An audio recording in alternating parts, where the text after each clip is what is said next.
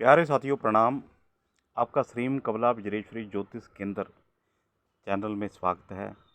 मैं आप सभी लोगों से अनुरोध करता हूं कि कृपया इस चैनल को सब्सक्राइब और शेयर और लाइक ज़रूर करें ताकि मेरा मनोबल बढ़ सके और मैं आपके लिए और अच्छे वीडियो बना के लाऊं।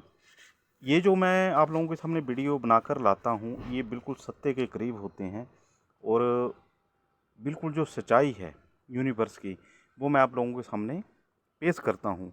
और ये मेरा आज का अध्ययन नहीं है। अब मेरा 46 वर्ष जा रहा है इस वक्त।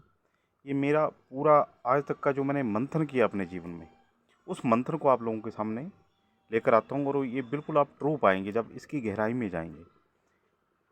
मैं आपके सामने आज जो विचार प्रस्तुत करूँगा वो प्रस्तुत करूँगा हमारा शत्रु कौन। प्यारे साथियों, वास्तविकता में देखा जाए तो हम लोग स्वयं अपने शत्रु हैं। हमारा कोई दूसरा शत्रु नहीं है। आज हमारे साथ जो घटनाएं घटती हैं हमारे पूर्व जन्म के कर्मों का लेखा जोखा होता है। अब पूर्व जन्म के कर्म किसने देखे, प्रश्न ये उठता है। अब पूर्व जन्म के हजारों दृष्टांत अभी भी उपलब्ध होते हैं। मैं पूरे यूनिवर्स की बात नहीं करता, मैं पूरे विश्व की बात नहीं करता, मैं 126 देशों की बात नहीं करता, मैं अपने देश की बात कर रहा हूँ, भारतवर्ष की। भारतवर्ष में भी ऐसे हजारों उदाहरण हैं जो पूर्व जन्म जिनको अपने पूर्व जन्म की स्मृतियाँ अपने अगले जन्म में बिल्कुल याद रही और उन्होंने अपने पूर्व जन्म का विवरण दिया। अब के लोग पास्ट लाइफ में जैसे ले जाते हैं साइकोलॉजिस्ट मनोवैज्ञानिक, तो पास्ट लाइफ में भी जो लोगों के साथ आज जीवन में जो दुख घटित हो रहे हैं, तो जब पास्ट लाइफ में उनकी पास्ट लाइफ में जाके देखते हैं, जैसे ये साइकोलॉजिस्ट मनोवैज्ञानिक जो होते हैं वो लेकर जाते हैं, तो उनके इस जन्म में जो दुख का कारण वो पिछले जन्म से रिलेट होता है। पिछले जन्म में कोई ऐसी घटना जरूर घटित है कि उसको इस जन्म में ये दुख प्राप्त हुआ। हमारे रिश्ते नाते एवं तक की जो हमें दुख प्रदान करते हैं वो हमारे पूर्व जन्म के दुखों का ही लेखा जोखा होता है। पूर्व जन्म के कर्म होते हैं जो हमें इस जन्म में कभी रिश्तेदारों के रूप में भुगतने पड़ते हैं, कभी किसी अन्य रूप में भुगतने पड़ते हैं। अब हमें ऐसे लगता है कि कोई हमारा रिलेटिव, हमारा रिश्तेदार हमें कोई बहुत ज़्यादा कहीं पर उसका हमने कुछ नहीं बिगाड़ा, फिर भी उसके मन के अंदर जो एक हमारे प्रति ईर्ष्या द्वेष है या हमें नीचा दिखाने की हर वक्त उसकी एक कोशिश रहती है उस व्यक्ति की। तो ये ऐसा क्यों होता है? तो पूर्व जन्म का कोई ऐसा कर्म होगा कि हमने उसके साथ किया होगा। अब ग्रह भी ऐसे ही काम करते हैं। नीच के ग्रह क्यों पड़ जाते हैं आपकी? आपका मंगल नीच का क्यों पड़ गया? आपका शनि नीच का क्यों पड़ गया? आपका बृहस्पति नीच का क्यों पड़ गया? अगर ये नीच के पड़ गए तो पूर्व जन्म में आपने ऐसे कोई कर्म किए कि ये नीच के पड़े और इस जन्म में आपको भुगतान करना पड़ा। सूर्य नीच का होगा, उसके ऊपर शनि की दृष्टि हुई, जीवन भर अपमान झेलना पड़ता है या यश की प्राप्ति नहीं होती है। कोई बड़ा पूजा पाठी है, जब तक भजन करने वाला है तो भी वो उसको कुछ हद तक तो शांत कर पाता है, परंतु जो उसका प्रभाव है उसको शून्य नहीं कर पाता।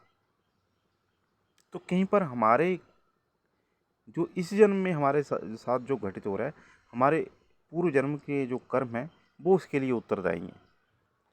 हमने पूर्व जन्म में क्या किया? अभी आप देखो, कर्म बड़े ध्यानपूर्वक करने चाहिए। ऐसा नहीं करना चाहिए कि हम ऐसे कर्म करें कि फिर हमें वो एक ऐसी श्रृंखला शुरू हो जाएगी, हम उन पापों को भुगतते भुगतते हमारा जो है हर जन्म नष्ट हो जाए। ऐसा नहीं करो, क्योंकि ये भुगतान कई जन्मों तक करना पड़ता है।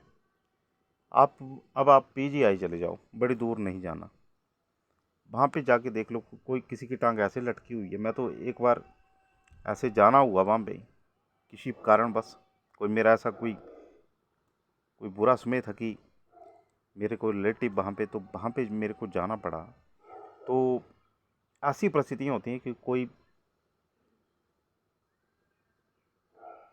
किसी को कहाँ से फाड़ा गया, किसी को कहाँ से फाड़ा गया, और आदमी करहा रहे हैं वहाँ पे।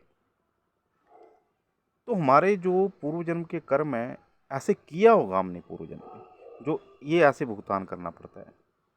तो बड़ा सोच समझ के हमें अपने कर्मों को अंजाम देना चाहिए। और अब आप ऐसे मत करना कि किसी के साथ, आप मेरी बात का नेगेटिव अर्थ मत लेना कि किसके साथ आप गलत करने लग पड़ो कि इसने पूर्व जन्म में हमारे साथ किया हुआ। हो सकता है आप शुरुआत कर रही हैं, उसने नहीं किया, आप ही शुरुआत कर रही हैं। तो ऐसे मत करो कि किसी के साथ आप गलत मत करो। सच्चाई से, सत्य से, धर्म से, धर्म पूर्वक अपने जीवन का निर्वाह करना चाहिए। सत्य पर चलना चाहिए। जहाँ तक हो सके, जहाँ तक हो सके सत्य पर चलने की कोशिश करनी चाहिए। अब इसके पीछे ये नहीं है कि मैं देखो, मेरे को कभी भी आप इस तरह से मत लेना जैसे जो धर्माचार्य बैठे हुए हैं बड़े बड़े कुर्सियों के ऊपर, और वो आपको लेक्चर दे रहे हैं और उनकी दिनचर्या खुद की बिगड़ी हुई है। प्यारे साथियों, ये मैं लेक्चर नहीं देता हूँ आपको, ये एक बात साझा करता हूँ। जो मेरे व्यूज़ होते हैं उनको आपके साथ बांटता हूँ। इसका मतलब ये नहीं कि मैं सीधे रास्ते के ऊपर आ गया हूँ। मैं कोशिश करता हूँ ऐसे रास्ते के ऊपर चलने की, बिल्कुल ध्यान रखता हूँ। अब ऐसा नहीं कि मेरे को गुस्सा नहीं आता है, ऐसा नहीं है मैं किसी को अ, मेरे से कहीं पर कोई गलतियाँ नहीं होती हैं, ऐसा नहीं है। गलतियाँ मेरे से बहुत ज़्यादा होती हैं, परंतु फिर मेरे को इस चीज़ का एक बात तो है मेरे अंदर कि इस चीज़ का मैं भान रखता हूँ कि नहीं, कुछ समय के पश्चात इस चीज़ का भान होता है कि नहीं, ये गलत है, ये सही है, इस चीज़ का भान रहता है मन के अंदर। पर हमें अब ऐसे भी अकर इसका मतलब अकर्मण्य भी मैं आपको नहीं बना रहा हूँ कि आप कर्मशील ना रहो।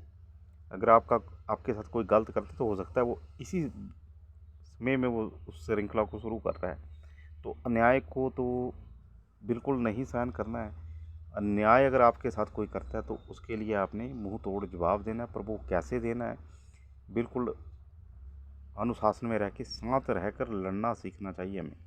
जब हम शांत रह के लड़ते हैं तो हम वो जीवन में बहुत कुछ अपना गवा बैठते हैं। शांत रहकर लड़ेंगे तो बहुत कुछ हम प्राप्त कर लेते हैं। तो पर अपनी तरफ से ऐसी कोशिश मत करो कोई आप किसी के साथ अन्याय करो या आप किसी के साथ बुरा व्यवहार करो। जहाँ तक हो सके अपने जीवन को बिल्कुल न्याय संगत ढंग से चलाओ। और अन्याय जहाँ पे है वहाँ पे आपने बिल्कुल आवाज़ उठानी चाहिए। मैं नहीं समझता हूँ कि वहाँ पे आप चुप रहो और ये समझो कि भगवान ने पूर्व जन्म का हमारा लेखा जोखा है, ये नहीं है कहने का भाव। पर आपने ऐसी श्रृंखला शुरू नहीं करनी है किसी के साथ। अपने जीवन को आपने अच्छे ढंग से चलाना है। तो कुल मिला के हमारे साथ जो घटित हो रहा है, हम हमारे पूर्व जन्म के जो कई बार जो घटनाएं हैं, हमने जो किया होता है वो हमारे जीवन में, इस जीवन में बिल्कुल वो पेश हो जाता है। परंतु कोशिश ये करो कि जहाँ तक हो सके अब नई घटना को आप अंजाम मत दो। और जो कोई कुछ ऐसे गलत कर रहा है तो उसका तो आपको बिल्कुल प्रतिकार करना चाहिए। उसको ऐसे भी मत, क्योंकि धर्म का मतलब ये नहीं है कि आप बिल्कुल ऐसे हो जाओ कि जंगल में जो सीधे पेड़ हैं वो काट दिए जाते हैं, जो टेढ़े पेड़ हैं वो बच जाते हैं। तो ये ध्यान रखो, ऐसे बिल्कुल सीधे भी मत रहो। क्योंकि मैंने भी जीवन में बड़े भारी ऐसे लोगों को देखा हुआ है। मैंने अपनी कई बार सादगी के पीछे, क्योंकि मैं सच्चाई के ऊपर मैं समझता हूँ कि दूसरा भी सच्चाई के ऊपर चल रहा है, तो बहुत कुछ मैंने झेला है जीवन में। तो मैं ये नहीं चाहता हूँ कि आप भी उस चीज़ को झेलो। अगर अन्याय कोई करता है तो उसका अनुशासन में रह के कानून के अंतर्गत उसका प्रतिकार करो बड़े ढंग से। जैसा कोई आदमी है, अगर चालाक व्यक्ति है तो उसके साथ चालाकी बरतनी चाहिए, कोई वो गलत बात नहीं है। सच्चा आदमी है तो उसके साथ चालाकी मत बरतो, उसके साथ बिल्कुल निष्पक्ष ढंग से बिल्कुल उसको ईश्वर का स्वरूप समझ के उसके साथ व्यवहार करो, पर गलत को छोड़ो मत। जय माता दी।